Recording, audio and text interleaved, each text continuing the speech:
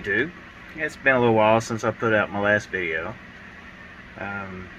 While I'm thinking about it, I did mention in the last, I did a video about some mods for the Ecto 1 and stuff like that.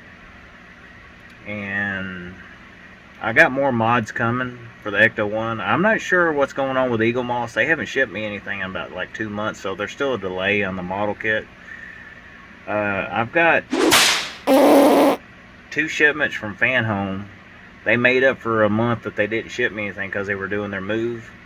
So now I got 2 shipments of kits that I have to do. I've been really busy, and I've also had issues with my car. Seems like every 2 or 3 weeks something's going on with my car. It's been in and out of the shop. I've been working 6-7 days a week, and occasionally go get to visit my wife once a week or once every 2 weeks because I don't have time to visit during the work week. So I've been through a lot here lately, so it's been a lot of real busy stuff. Okay, so anyway, in this video, one more thing before we get to the Fast and Furious build, okay? I got some more mods coming in for Ecto 1 from Mike Lane. I will show you what they are as soon as they get here. They are on their way. It took about a week or so, after they shipped from, I think they came from the UK, and it took them about a week to ship to the United States. Well, the mods are officially in the United States as of a week ago of the filming of this video, and it should be any day now. I should be getting them in the mail. So when I do, I'll make a separate video on that by itself, a standalone video about the mods, some more mods that I added for the Ecto 1. I think you'll like it. Okay. All right. Now we can get going on the Fast and Furious build your own Dodge Charger from Fanhome. We got issues 35, 36, 37, and 38. We also have 39, 40, 41, 42. On the other, I think it goes up 43, 40. I don't know. I'll look at it later, but that's going to be a separate video on itself. I'm going to try to do 4 kits in this video and try to do the best I can. I'll try to keep it a reasonable time. And if I have to do a lot of editing to make it all fit, then that's what I'll do. So, on this shipment, before I show the magazine and the parts that I'm fixing to put on the car, I got 2 free gifts in this kit, in this shipment. And the weird thing is that they shipped me one of the free gifts before, and then they sent it again in this shipment. It's just really weird. Alright, well, I'll show you what the free gifts are, and then I'll get into the... Actually, I'll try to do it now. Now, it might be backwards because for some reason the video kind of does this flipping. It makes it look like you're in reverse when you're looking at the camera face to face, and then when I put it on video or put it on the computer, it still shows like I'm looking through a mirror, or makes it look like you're looking through a mirror, and everything's backwards. Words and everything are all backwards. So I may have to flip the camera around. We'll see how this works first. Okay, the first little free gift I got from Fanhome is this baseball cap that says Fast and Furious on it. And yes, it is backwards, it looks like. But I can show it again at the end of the video, but I haven't opened it yet. I'm probably not going to open it. So, yeah, Fast and Furious baseball cap was one free gift. And then I got this coffee mug that says Fast and Furious on it. See? And it is backwards in the video. I'm not sure why. I don't know how to flip it around when you're doing a forward video like this. How do you flip it where it's not in reverse? If anybody knows how to do that on a Galaxy S20, am I supposed to set a setting and make it flip the other way, where things are not backwards like this? But it says Fast and Furious on it, but when I turn the camera to the other side, it films the right direction. Does that make sense? Anyway, on what I'm saying is, I think it was like shipment number 3 or 4. They said that they would ship you a free mug, right? Okay, then something happened to their system, and then they said I was going to get a free mug in the 10th shipment. So not only do I have one, but I got 2. See, I got one from like shipment 4, and then they changed it, and then they shipped me another one, and I told them I already had it, but they shipped it anyway and gave me a second one. So I got 2 of these. I don't know what happened there. Error in communication or something going on with their system. I don't know. But I'm not complaining. I got an extra free gift out of it. So, alright, well, yeah, I guess we'll get started. And you have to kind of forgive the mess on my desk. It's a little cluttered. But as I said, this model's getting a little bit big for me to film it. And I thought I was going to do it on a TV tray, and I tried it, and the TV tray is actually smaller than my desk. So I can't do it on a TV tray. So yeah, the model actually kind of sets off the side of it. When I set it on the TV tray, it's actually bigger than the tray. So I'm stuck doing it on my desk or either the kitchen table. So anyway, on this issue, we're doing issue 35 of Build the Legendary Dodge Charger RT. And we get into the little stuff inside the magazine kind of thing.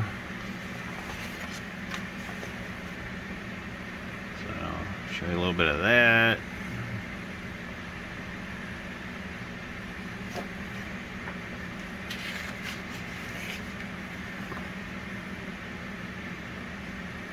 That's more of that. And then we get into now it's the first time I'm looking at the book, so this one looks like assembling the transmission. I think they worded that wrong. In case you don't know, this is actually a drive shaft. But why are they saying assembling the transmission? The transmission's already on the frame of the car, like right, take that all the way. Right in here, the transmission's already there. And in case you don't know, right now I am having difficulty trying to mount this camera. I'm having some very difficult time, trying to get it to set still, and the mount keeps trying to fall off the table. So, but anyway, we got looks like we got one screw called 35C, or is that a part? No, that's a part. Okay, we got a CM screw, a GM screw in this kit, and along with the drive shaft. And I know what they're saying. They're assembling the transmission. Okay.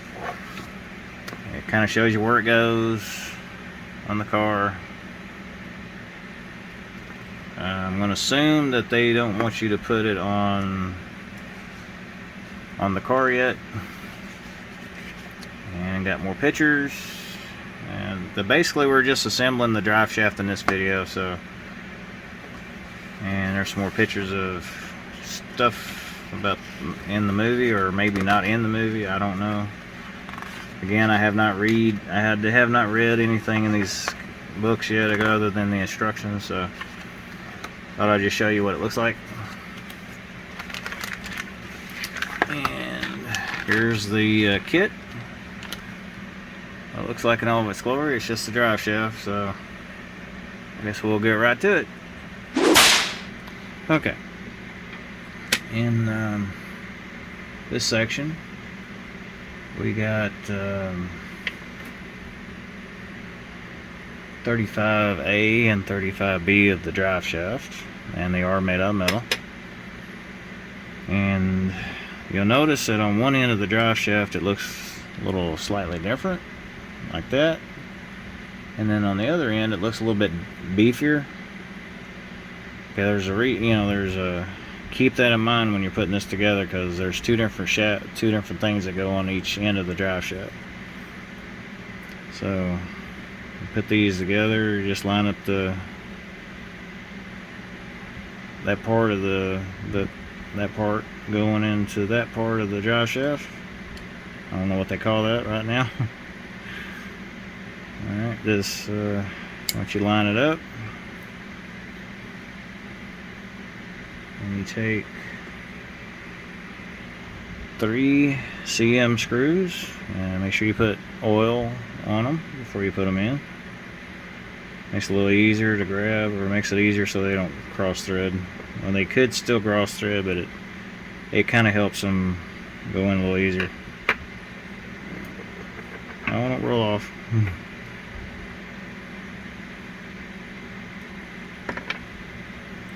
Okay, there's that part.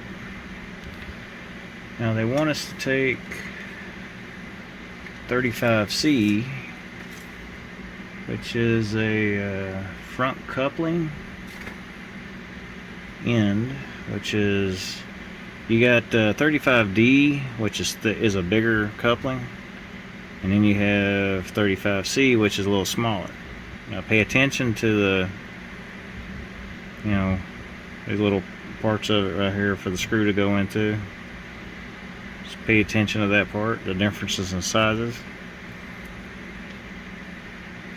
Now 35C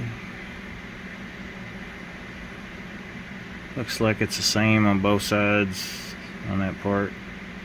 Just to make sure that, let's see, you can't accidentally, yeah. See, that's so you can't mix them up. So you can't sit this one on this side because the opening is too big. So it only goes on one side, so there's no way you can mix it up. Just to be on the safe side. Okay, on this side of the drive shaft where you have to put the 35C, just make sure it's on the smaller end of the drive shaft. Now you do it.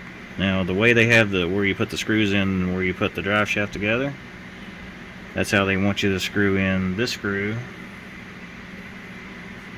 which is a GM screw, and it just takes one. So you just start going into the side and you just screw it in.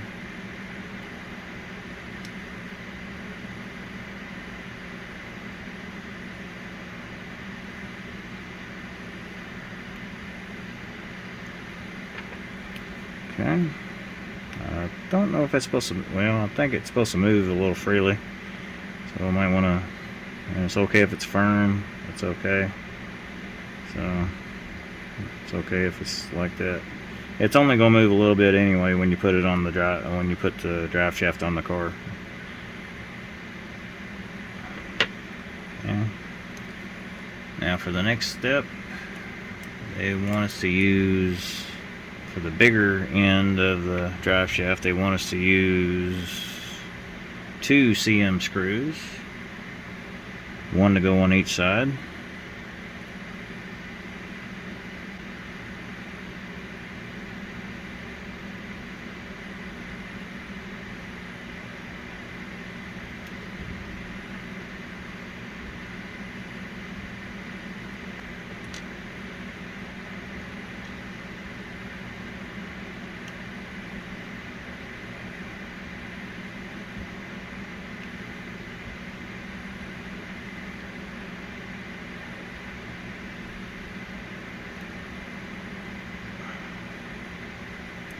You ever have a cramp in your hand that just won't go away? I've been having that problem. See? My hand's cramping. Why it's doing that, I don't know. Alright, so the other end of the drive shaft is complete, and this completes this section.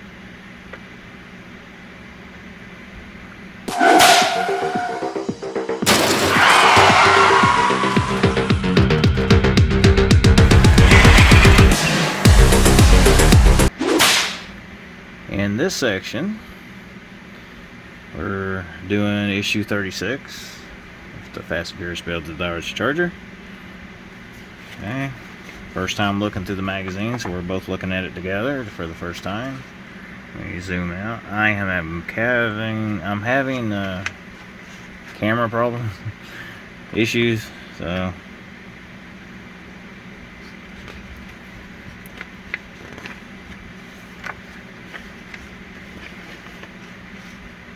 little bit shiny.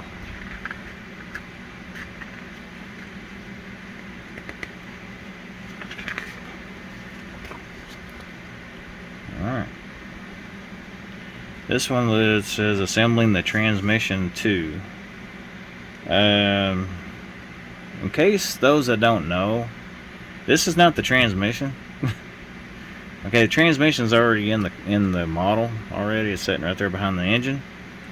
This is actually the rear. Looks like the rear axle. Oh, it is. Okay, and this step you're going to connect the rear axle to the differential. So basically the rear axle and differential, but I don't know why they named it assembling the transmission. It's not the transmission. But okay. They should have just said assembling the rear end or differential.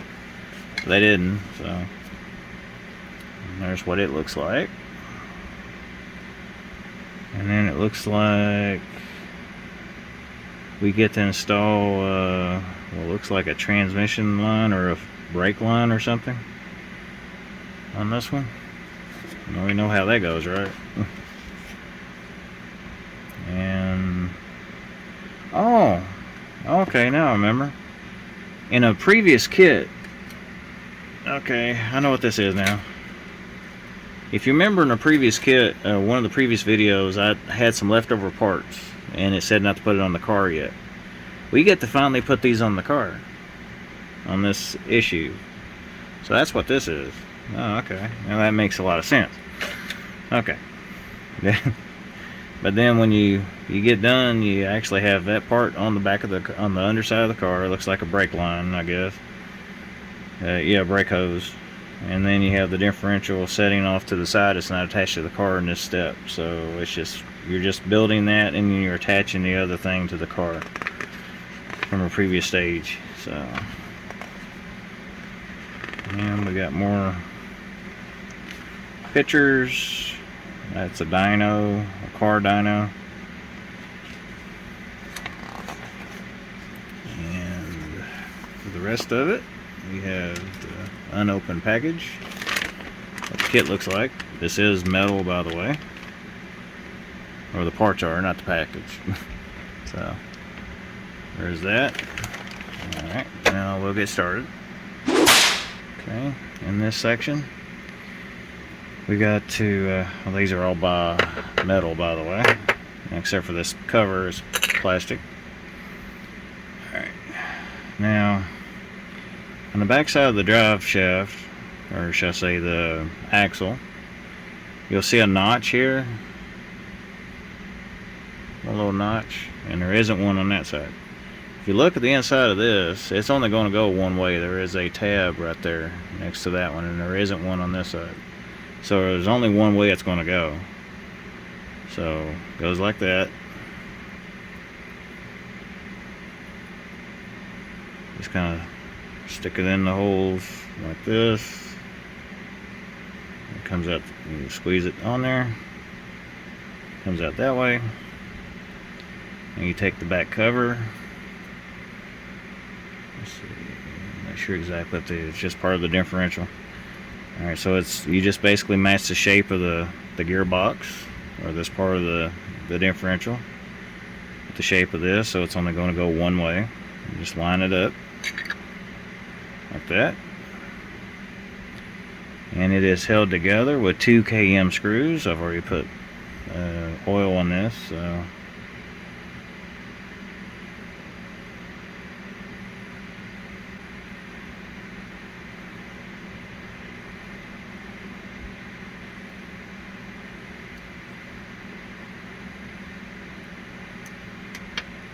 okay, that's it on that section. We set it aside, and then I'll be right back. Okay, and this one's going to be a little bit, this is where we get to add in the parts that we didn't use in stage 34. So we finally get to put them on the car. This one involves putting in a brake line, a really long one. And they want us to attach it over here to where the distribution block is over here, which is hard to see, but it's a little hard to see it. I think you can. I think if I turn the wheel sideways, you'll be able to see it. But the little nipple down there on that, where I'm pointing at with the screwdriver, it has to go on that, and it has to come down on this part, and then on the next little part you get this little holder that gets to be screwed in.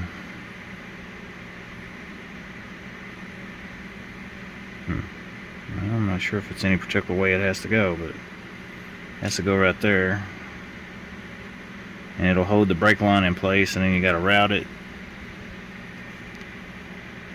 You get to route it under the muffler, and it's supposed to go somewhere over here. It's where it's showing in the instructions, so it's a little bit of a long route. I'm going to try to install that, and then I'll come back and show you what it looks like. Okay, before I finish up this little part, I just want to show you real quick. I'll flip this over. Okay, the brake hose, as they call it, brake line, it's connected. It's connected right down here, that part of the car, and it comes through. You attach this part on with two CM screws. They go here and here, and I'm fixing to put the hose, they call brake hose, in through the little holder.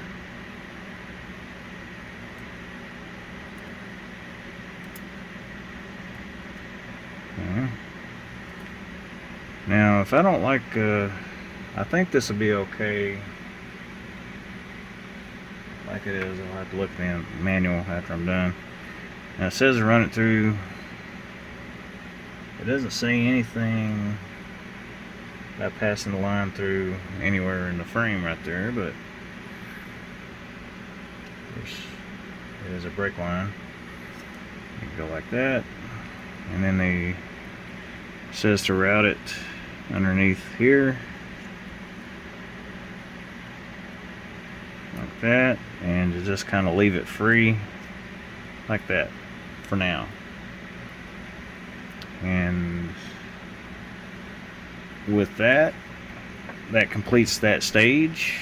So you have a differential, and then you have the leftover part of the stage 34, the brake line going on there. I think this is going to go to the rear end of the car, when it's got the brake lines on attached to this, and that's where that's going to go. So, okay, that does it for this stage.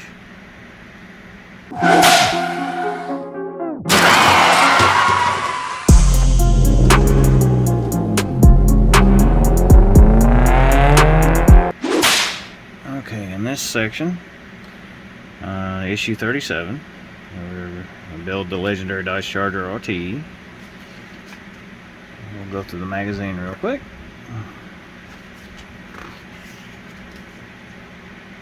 If you want to see what's in there. There's more stuff on that. And it looks like we're assembling the back brakes on that part of it.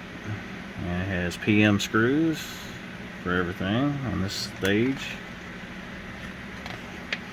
We're assembling the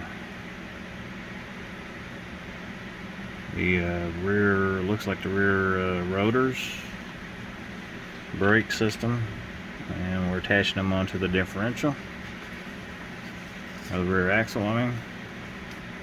And we get to attach brake lines on there, and that's it for that stage. And some more pictures.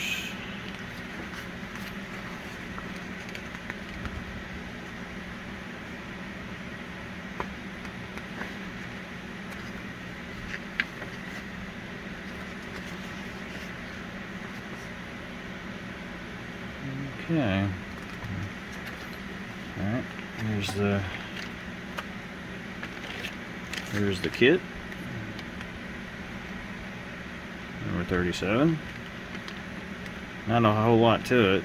It may be time consuming because of how small the parts are. So, alright, we'll get to it. On this little section, they want us to take the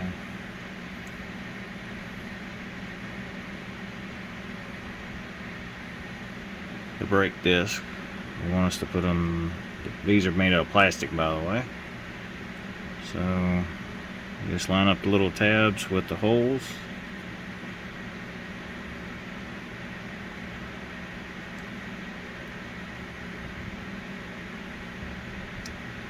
It's kind of like you did with the front ones.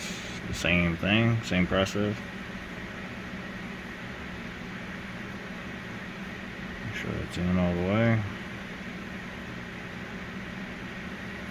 Now, on the top, they want us to install the wheel hub. Now on the back of it, I don't know if you can see it, but there is a tang or a pin sticking out right there. And then you got the screw holes. So you try to get that pin to line up with the middle hole, and it should line up the rest of the way on its own. Before I can attach that, you need to hold it together, or it screws together with 2 PM screws. So just kind of line up the hose on the back. That's there.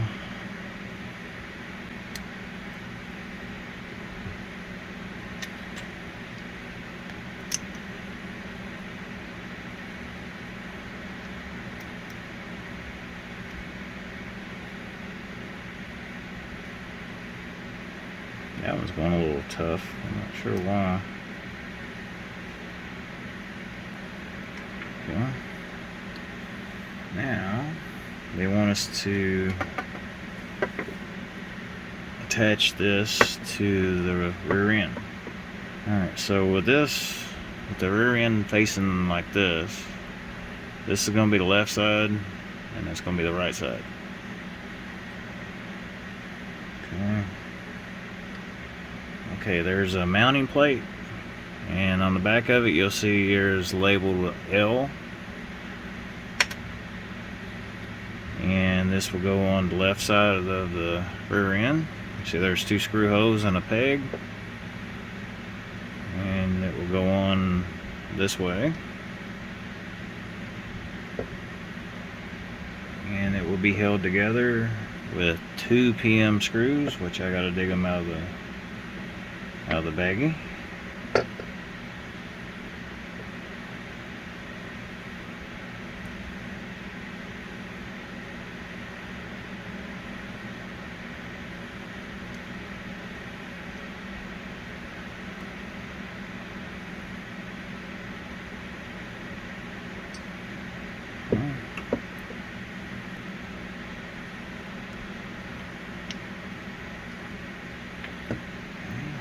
That part.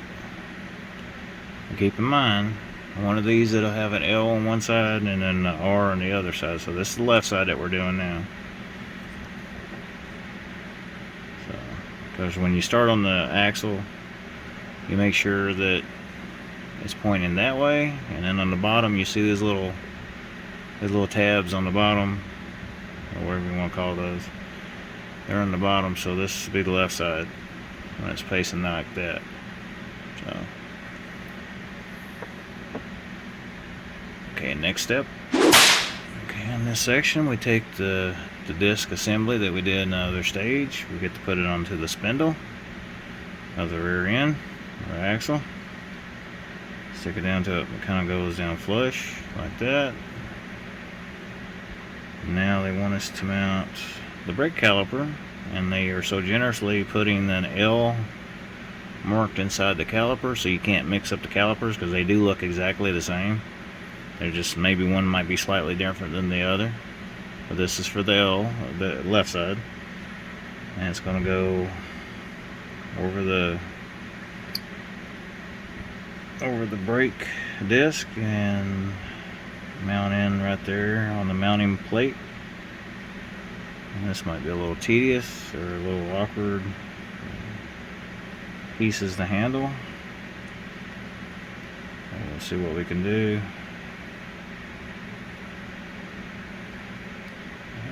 Screw those in with 2 PM screws.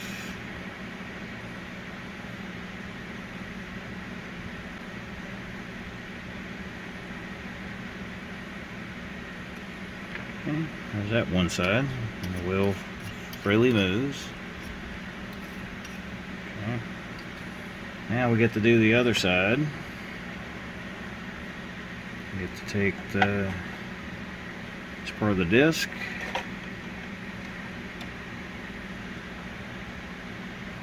and this part.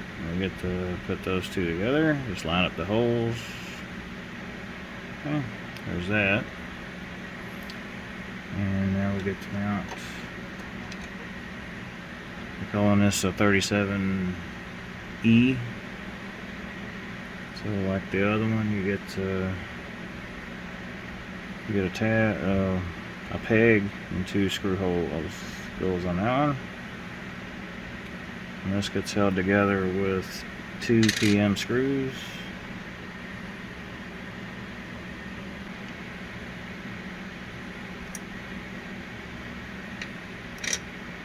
Has anybody ever had hand cramps before? You know, where your hand cramps and things like that? And if anybody has any thoughts on how to get yourself relieved from having cramps, like leg cramps, foot cramps, anything like that, if you want to put a comment in below. Because here lately I've been having cramps in my legs when I sleep, and I don't know why. I'm supposed to see a doctor here in a couple weeks, and he's wanting a blood test, and he's gonna see if I have a deficiency or something. I heard that if you have a magnesium deficiency, I think it's supposed to be the reason for cramping, but I'm not sure about that one. The doctor's going to find out, so that's why he needs to look at my blood sample when he gets one. Alright, so now we need to install the mounting plate. Of course, it's labeled with an R, so we're working on the right side of the axle. There's a center pin and 2 screw holes, so it's only going to go one way. It's going on like that.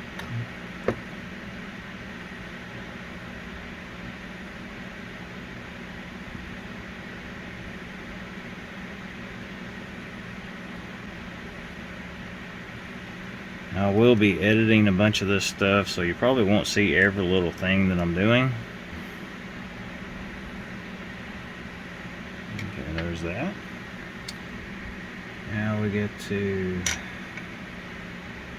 put the caliper on, or should I say not the caliper, but I'm not saying caliper for. You have to put on the disc brake first, and then they want you to put on they want you to put on the caliper. It only goes on one way, so there's no way to get it wrong. It goes on like that, but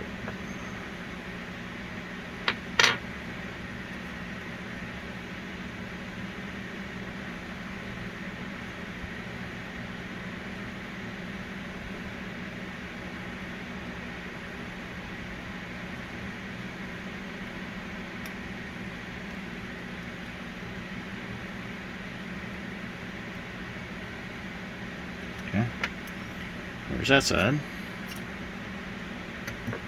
Okay, next step. Alright, on this part they want us to take the brake line, and they want us to put on the rear brake hose fitting, which is a little tiny piece like this. Okay, we want one end to go in here,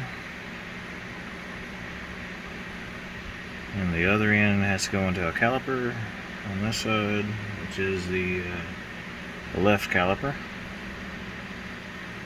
So, and then this little hole is where the fitting goes.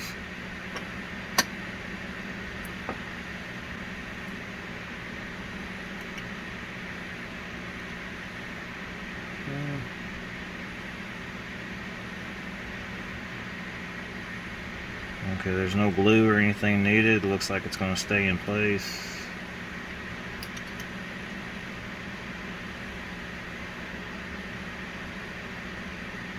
Just push into the hole just a little bit, like that. And you flip the axle around. And want us to put in the other brake line on the right side. That's a little bit longer. Now, for whatever reason, I had to drill the hole in this caliper because it didn't have a hole in it for that line to go into. So if you have the same problem, please comment down below, and if you want to share that experience. One brake line onto the caliper, and the other line is going to go on this side, so I'm going to do it on this side first.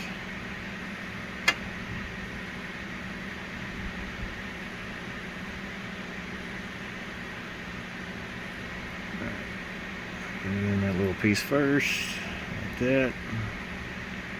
Take the other end and stick it into the caliper, like so. And that's how that's looking. Just like that.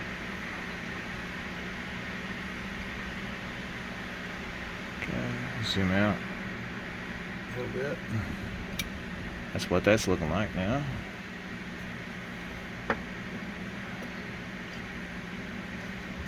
And that completes this stage. This completes stage number 37.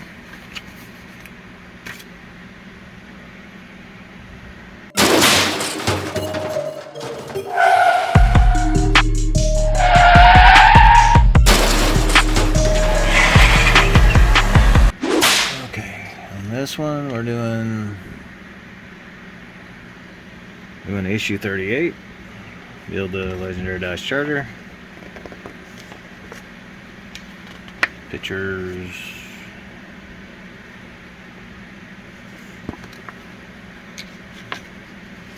Okay. Now we're getting into, looks like in this kit we got AM screws, FM screws, and the OM screws. We're looking like we're messing with the leaf spring and suspension parts on this one.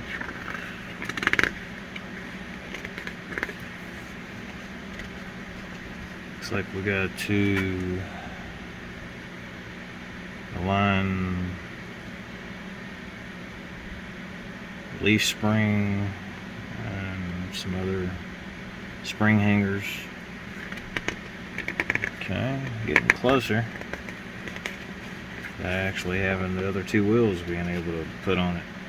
It doesn't look like we're actually going to be mounting this to the car.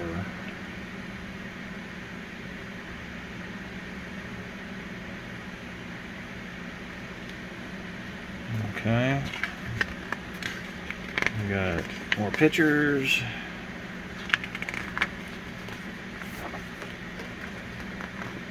Okay. So we don't get to install the leaf spring on this kit that we're working on.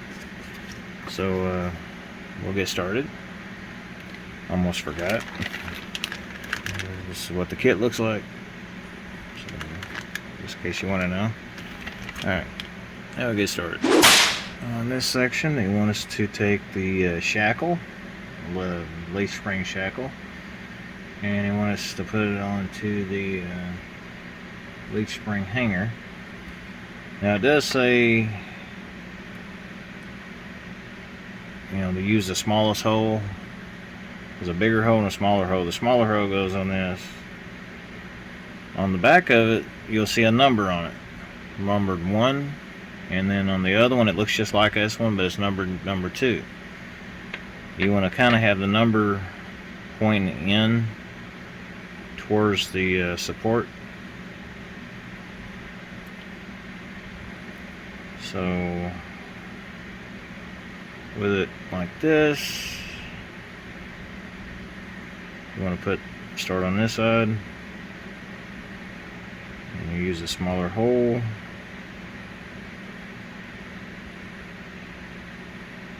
hold it together with an AM screw.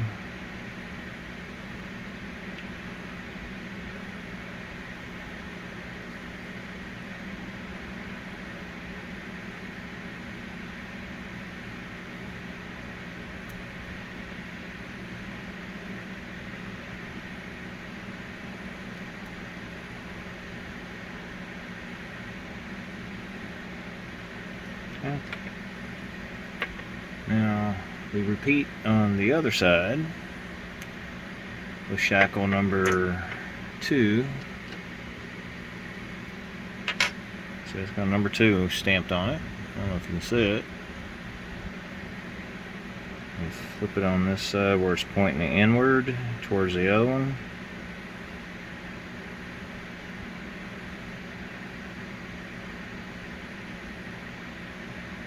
A smaller hole.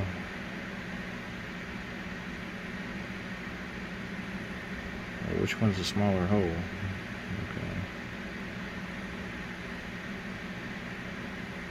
Okay, that's right. Okay, the number goes pointing towards the other side, going in.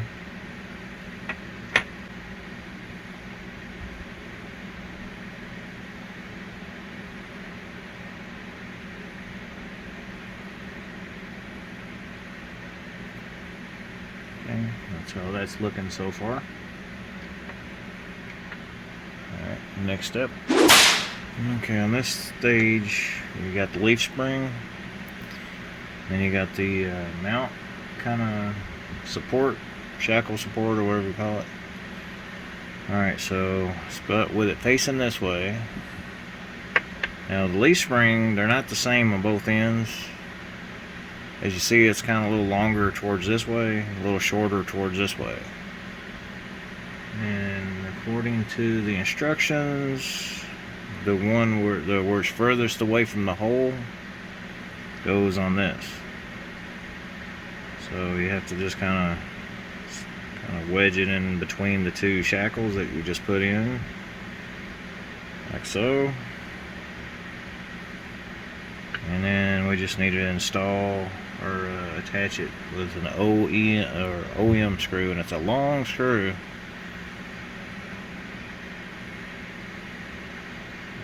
Run that through. This is going to be a little difficult trying to screw that in.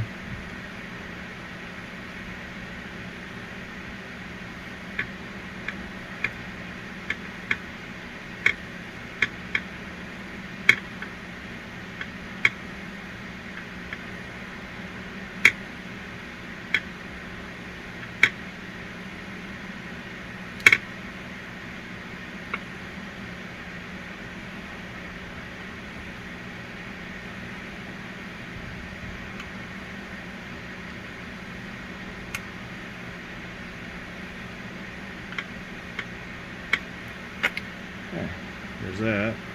It does have a little bit of movement.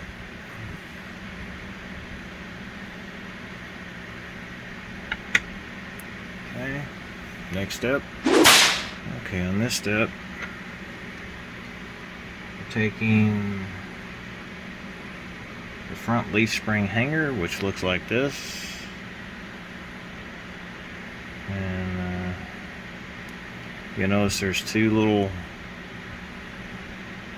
nubs, or whatever they call these, one here, and then the 2 screw holes. They want us to attach leaf spring mounting bracket to it. Now if you notice, on one corner it's not straight, and it's got a beveled edge corner on one end or the other. It's not exactly square like the other. Okay. On the picture, with the bracket being held this way, you have it where the tapered end is pointing up, going up.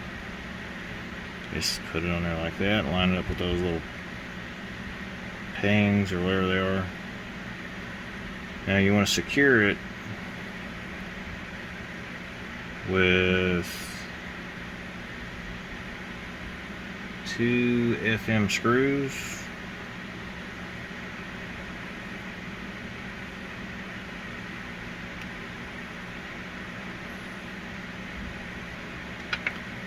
Okay.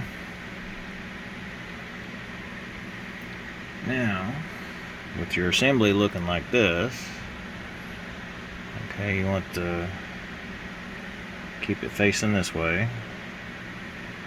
And also the way this mounting bracket is, there's a hollow end on this side and a solid end on this side. Solid end up, and you line up the hose with the leaf spring. But before you do anything with that, I need to get a screw, an OEM screw. I think it's big.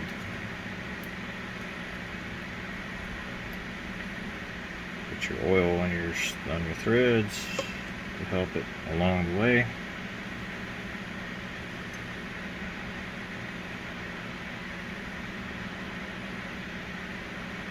If it'll do like the other side, where it just slides in this side, which it probably does, I'm not sure. Maybe. Yep. And when it gets through to the other side, it threads in on the other side, the other hole. Yeah. I'll be right back. I'm going to do this off camera with a bigger screwdriver, and I'll be back and show you what it looks like. Okay. Just in case you're having trouble with the OEM screws, it does take, just in case you're having trouble with it, it will take you a standard size screwdriver. I don't know what size it is. You'll need a standard screwdriver for that screw. It's about this size, and that's what fits it. So that's how I got it in, because this is just too small for that screw, for that one. So yeah, and it tries to round off. Anyway, this is what you should have at the end of stage 38. You have a completed leaf spring. As you can see, this is for the I'm not sure, I think it's the driver's side, I think. Looks like it's the driver's side, but this is what it looks like now.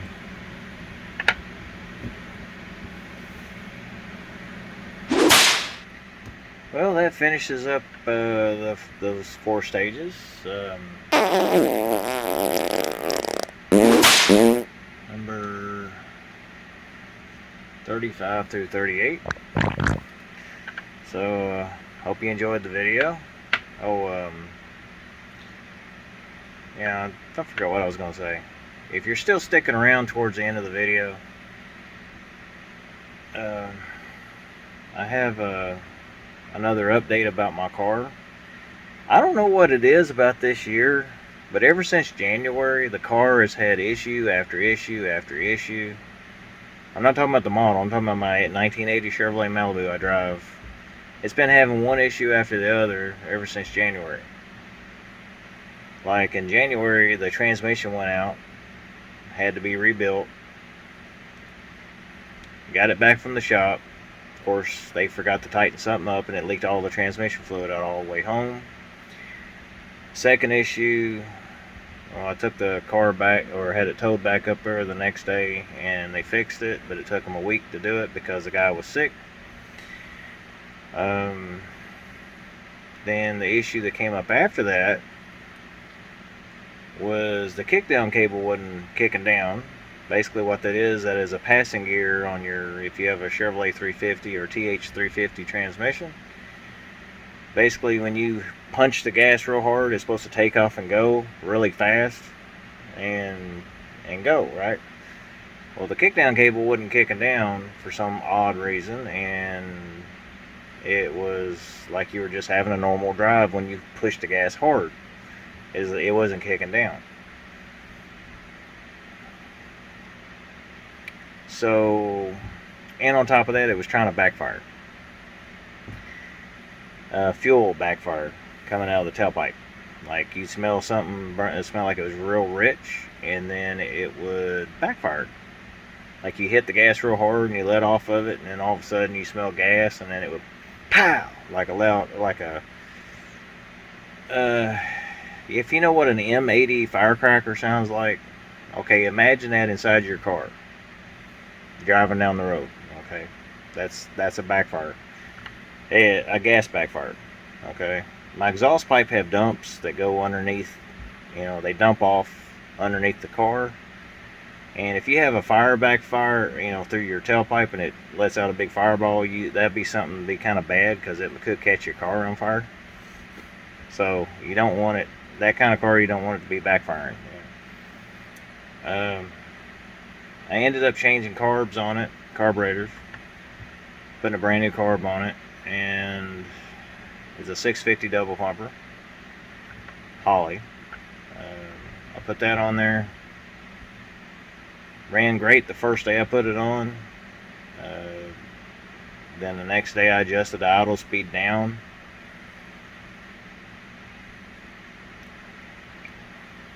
And yeah, after I adjusted the idle speed down a little bit, drove it to work, and it backfired. So I had the backfiring problem for a while. And at the time, I couldn't figure out what it was. I later found out what it was, but at this time, when it was doing it, I didn't know what it was. It started backfiring. It only backfired like once on the way to work and backfired one time on the way home. It built up gas, and then it would just go pow. It would ignite. It would let out a big pop like a firecracker, and it would scare you if you wasn't expecting it. We ended up doing some adjustments on the carburetor. Fuel pressure from my fuel pump, mechanical fuel pump, was putting out around 12 pounds of PSI fuel pressure, which is too much for a carburetor. It should be putting out between 5 and 7. And I found a regulator that I could use on my car. It didn't cost very much, but it's a Holley fuel pressure regulator. I put that on there, trying to get it to adjust down.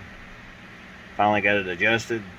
Put it down on 5.5 pounds fuel pressure, and it seemed fine for like a couple days. It didn't backfire at all. And one day I was going to work, and then it backfired on 5 pounds of fuel pressure. I later found out the reason why I did that was because I had a dirty air filter.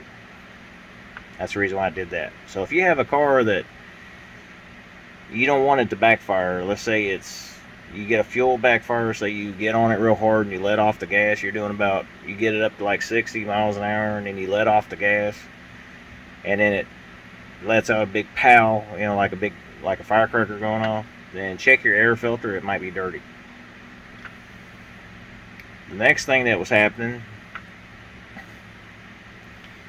is the next thing that happened was I was driving to work and it lost power on the way to work. Basically, I was almost at work and I hit the gas pedal after I passed through a stoplight, and it wasn't speeding up. It was getting slower. It started slowing down. I pulled off the side of the road. It shut off and died. The engine just shut off. I tried to start it. It cranked really, really slow for about 10 seconds. It was going wow, wow, wow, wow, wow. It's like the battery wasn't bad. It was a good battery. And it cranked really slow for about 10 seconds, and I smelled something burning. Well, I cranked it again. I started cranking it again for about 5 seconds, and I saw black smoke rolling out from under the hood of my car. And I stopped trying to crank it. I called work, told them I was going to miss work, and I called the tow truck, and they came and picked me up, took me home, got the car off the tow truck. I raised the hood and looked under the hood for anything burnt. I found a ground wire that was about, I guess probably, I don't know, about a foot long. The ground wire was about a 10 gauge wire, completely melted. Yeah. I took that ground wire off, didn't put one back on.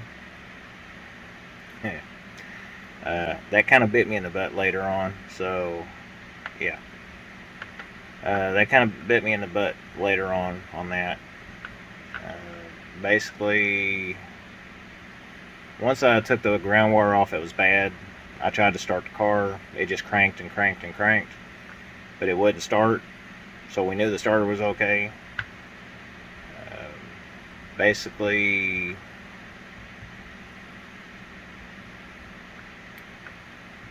yeah, it wasn't because of the ground wire. That wasn't the reason why it wouldn't start. I figured that I either fried the coil or fried the module inside the distributor. One of the two is acting like it wasn't getting sparked. So I replaced the coil, replaced the module, and I went ahead and placed the distributor cap just in case. Yeah. And the old module I took out of the distributor barely had any thermal paste on it. Like, the distributor came out of the factory that way with a stock module in it. Whoever put it together didn't care about putting thermal paste on the bottom of it, and they put a very little bit on it, and it had exposed metal. So I was assuming that it probably fried the chip. Luckily for me, I had another chip to go in it that was more high performance chip or a module that goes back inside my distributor. I put all that back together. I put the module and put the distributor cap, rotor button, coil. Put the wires back onto from the old cap to the new cap. Put all that back together and had it ready to run in about 45 minutes.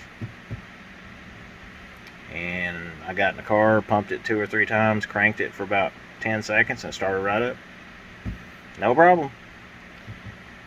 And I took it for a test drive, ran it around, ran the piss out of it, floored it a couple times, trying to make it backfire. It didn't backfire, didn't do anything negative. Car was running great, no problem. Then I drove the car to work later that afternoon. Got off after 10 hours. It's 12:30 at night. Got back in my car to start it. Started right up, no problem there. Went to turn on my headlights and I didn't have no headlights.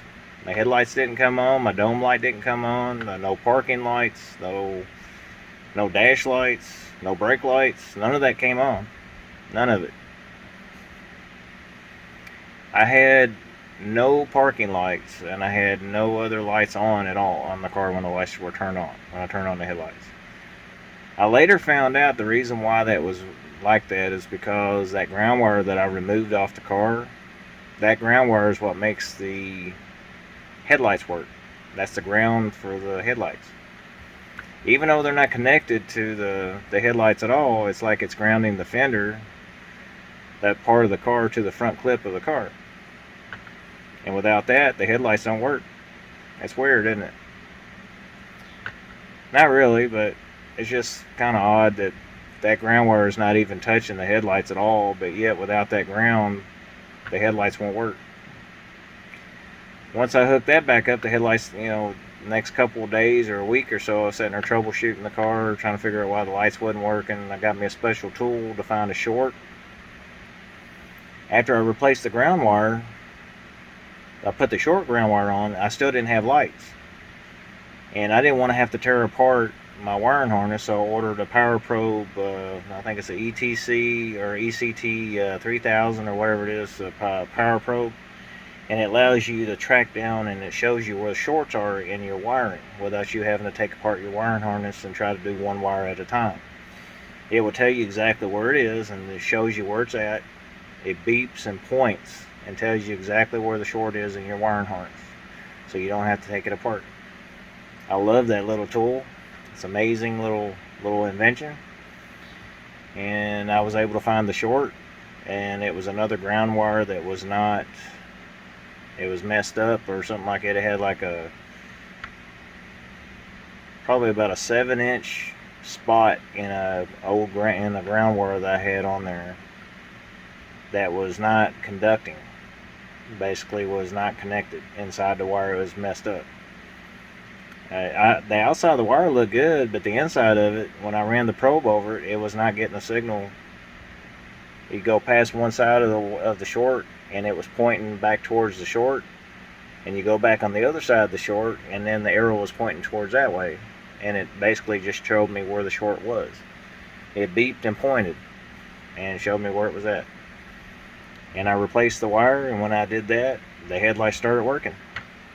I started having lights again. All my lights started working again right after I hooked it and replaced that one wire. Yeah, that's electrical on cars suck. When you have to figure out where your shorts are, and figure out how to, you're trying to figure things out, and you don't really have a schematic for your car, show you where all the wires go, and you have to figure things out on your own, and you just look up tidbits of stuff that you can find on Google. Yeah, it takes a little while to fix something like that on your car. Anyway, that wasn't the end of the problem. So anyway, I ended up putting LED headlights on my car. Then I ran into another problem. I couldn't get one headlight to dim for some reason. One of the LEDs was not dimming. I put one on the passenger side first, and when it wouldn't dim down, you hit the dimmer switch, it would stay bright, no matter what you did. If you clicked bright or dim, it was always on bright. I put in the other LED on the driver's side, then that one didn't come on at all. But then the one on the passenger side started working like it was supposed to. It would bright and dim, bright and dim. But if you unhook the one on the driver's side, then the one on the passenger side would just stay on bright. I looked at the wiring, and 2 wires were switched, which I didn't do that. It was on the, I think a ground wire and a hot wire was kind of switched. And when you have LEDs, they have to be exact. So I fixed the plug. I just switched the wires back to where they're supposed to be, and now all my lights work like they're supposed to. The funny thing was, the wiring on the car has been like this for a long time, since I've owned a car like this. And I didn't know, when it has regular headlights in there, it doesn't make a difference where the ground is and stuff. It still works either way. You put LEDs in, it has to be exactly where they're supposed to go. The other issue that comes up, the car was running good. No more backfiring. It did everything it was supposed to do, and then I noticed that the transmission was leaking somewhere underneath the car. When I was changing oil under it about 2 weekends ago, it was leaking oil. Not oil, it was leaking transmission fluid. The pan was wet, and it was dripping. While I had it jacked up in the air, you could see drips coming off the pan, going drip, and then there would be another drip over here, drip, and then another drip over here, another drip over here, and it's like, well, that's not good. I went to go put gas in it, everything run fine, everything seemed normal.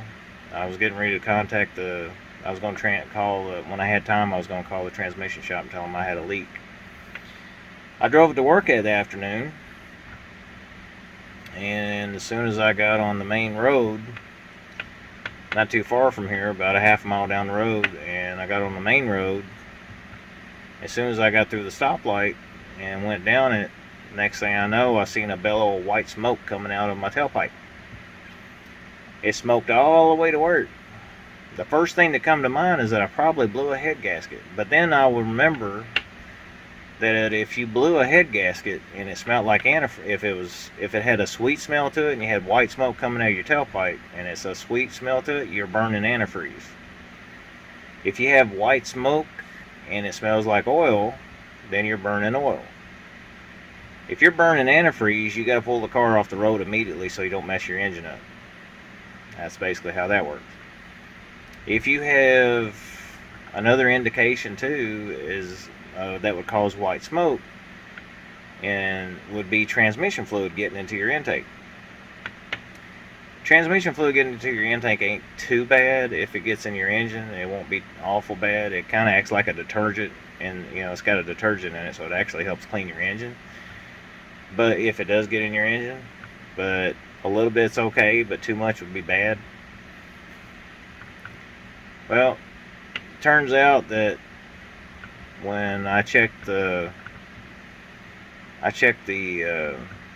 oil, it looked normal and smelled normal. It didn't smell like gas, didn't look like a milkshake or anything like that, like antifreeze mixed with it. Didn't look like anything. It looked like oil. It smelled like oil, so it looked normal. And then I checked the antifreeze. It wasn't low, it was still full. So I looked for the third thing. I looked at the transmission. I pulled the vacuum line off of the transmission where the modulator valve is. It had a little, it was wet. Then I went up to the inside the engine bay and I pulled the vacuum line off of the back of the carburetor where the vacuum goes from the transmission to the carburetor. I pulled it off and it had transmission dripping out of the hose. Transmission fluid was dripping out of it. So, about a week ago, I had the car towed to the transmission shop and I told them what was wrong. I told them that it's been leaking and the modulator valve is bad. It's sucking transmission fluid up into the intake and making it smoke like a freight train. So they said they'd look at it. So 4 or 5 days later, they didn't call me. I called them. I told them, I said, how's it going on the car? And they said it won't start. And I asked them, what do you mean it won't start? And said it's not getting fuel to the carburetor. And it's like, it can't be the fuel pump because I just changed it like a month ago. I put a new fuel pump on it about a month ago. And they told me it's not getting fuel to the carburetor. I was like, well, maybe the fuel filter might be plugged up. So I decided, I'd go out there real quick and I changed the fuel filter on it. They were already underneath the car. They had a jack out there in the parking lot, and they jacked up my car, and they were already changing the modulator valve on it when I got there. And I went ahead and changed the filter on it. It took me like 10 minutes. It's an inline filter, and it's got the glass bulb. It's got the glass on it. You can tighten it up. You get that kind of filter where you can see through it. And I put a new filter element in it and put it back on, checked for leak. I tightened everything up. Couldn't check for leaks because there wasn't no gas in the fuel line, so wasn't no gas in the carburetor either.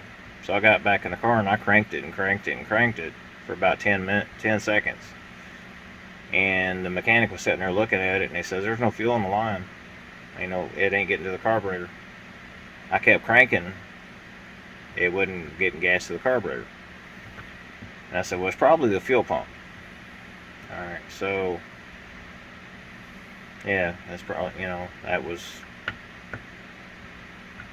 the other thing too to think about is that when you have a situation like it where you're not getting fuel to your carburetor, usually what that would mean several different things. Like if you take your fuel line off your fuel pump, you take a fuel line off and no gas comes out, then that means you have a blockage in your fuel line, or maybe your sending unit might be plugged up with, the sock filter might be plugged or something like that.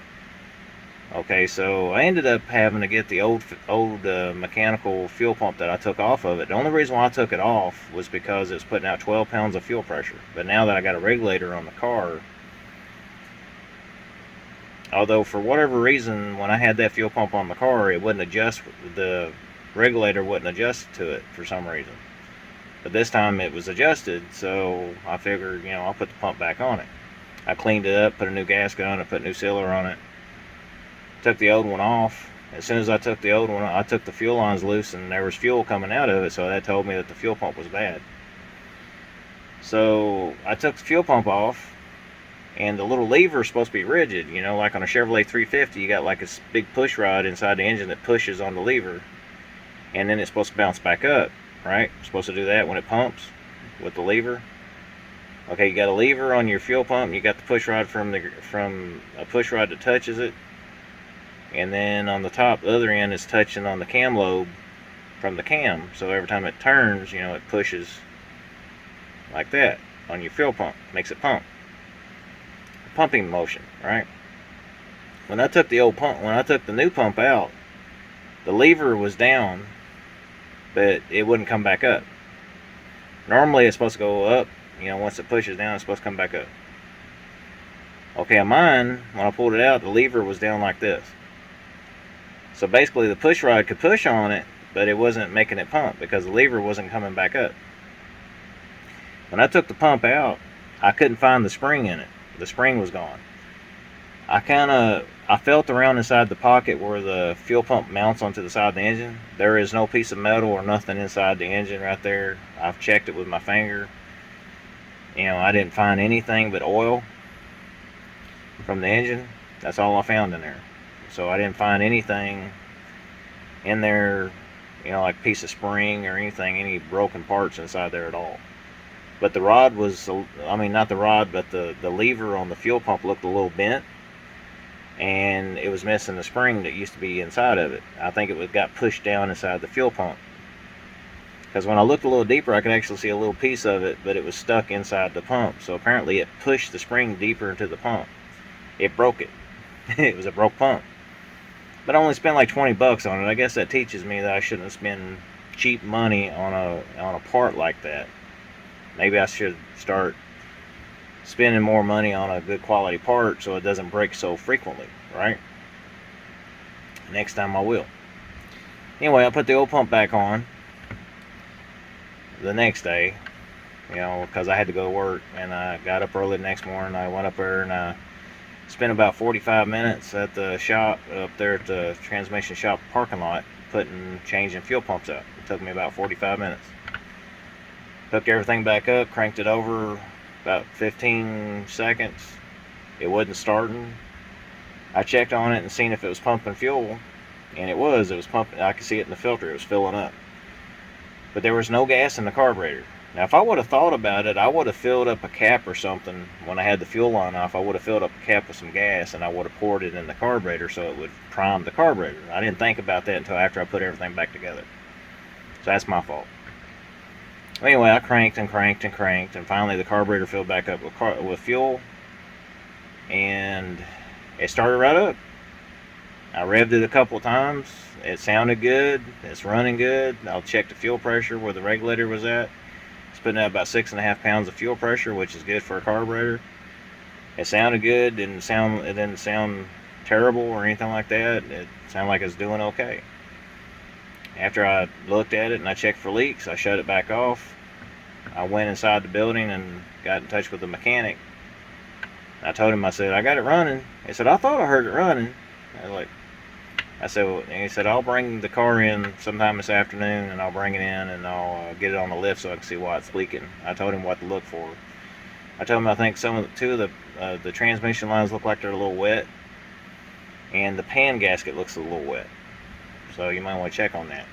And plus the modulator valve too. So I said, as soon as I get it on the lift, I said I'll bring it in this afternoon and look at it. So now this is Sunday night. So I'm assuming that if they work on it tomorrow, that the car should be ready by either tomorrow or Tuesday. That it should be ready to pick up if they call me. I may have to call them and have a friend take me up there and get my car tomorrow or the next day. We'll see. But anyway, that's my little adventure type BS that's been happening to my car, it seems like every month since January of this year. I'm just wondering if there's going to be anything else that's going to happen the rest of the year, being that everything's been tearing up on it left and right. Every time I fix something, then something else pops up on the car and it has to be fixed. I fix another thing and then something else breaks on it. I fix something else and another thing breaks on it. It's like, it's never done this before. And then all of a sudden now things are breaking here left and right, and it's acting weird and doing the weird stuff. So, I don't know what's going on. Anyway, if you stuck around to the end of this video, I appreciate your watching the video. I hope you liked the video, and I hope it's a little informative and stuff like that. And yeah, if there's any mechanics out there watching, give your comments on what you think. My little ordeal that's been happening with my car. Put your little 2 cents worth in, and give me some pointers if you got any, or whatever you want to say on that. You can say whatever on that part of the car, anything. Anyway, that'll be it for this video. I will be doing another video for the other kits.